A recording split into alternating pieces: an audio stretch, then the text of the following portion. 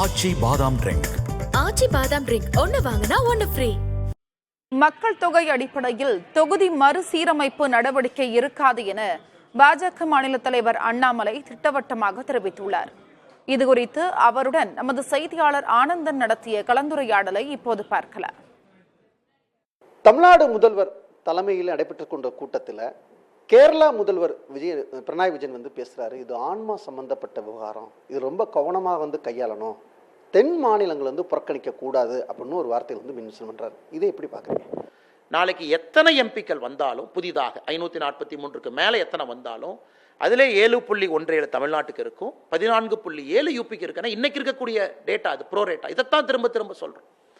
அதனால் ஒரு கூட்டத்தை போட்டு மத்திய அரசு திட்டுறக்காகவோ, மத்திய அரசின் மீது பழிய போடுறக்காகவோ, மத்திய அரசு தமிழகத்தினுடைய குரல் வழியை நசுக்கிட்டாங்கன்னு சொல்ற கூட்டம் தவறு. ஏன்னா அதற்கான அடிப்படை காரணம் இல்லை. அதே போல ஒரு கூட்டத்தை போட்டு இல்லை நம்ம எல்லாம் இருக்கோம், மத்திய அரசுக்கு நாமும் வலியுறுத்துவோம், நாமளும் மத்திய அரசுக்கு எடுத்து போய் சொல்லுவோம்னு சொன்னாங்கன்னா என்னை பொறுத்தவரை அதை நான் தவறா எப்பவுமே பார்க்கல. தமிழ்நாடு முதலமைச்சர் மு.க. ஸ்டாலின் என்ன சொல்றாரு அப்படின்னா, இந்தியாவிலேயே அதிகாரம் இருந்து வலிமை குறைந்து குரலற்றாலும் நம்ம மாறிடுவோம், இந்த மறுசீரமைப்பு இந்த மத்திய அரசு கொண்டு வரது, இந்த திட்டம் செயல்பட்டுருந்தா இந்தியாவில் ஒரு அதிகாரம் இருந்தும் ஒரு குரலற்றாலாக மாறிடுவோம். ஏன்னா அதிகார எண்ணிக்கை ஒரு பக்கம் அதிகமாக இருந்தும் ஒரு பக்கம் குறைவாக இருந்துச்சுன்னா நம்முடைய வலிமையான ஒரு குரல் எடுத்து சொல்ல முடியாது, பார்லிமெண்ட்டில் பேச முடியாது அப்படின்னு சொல்றாரு.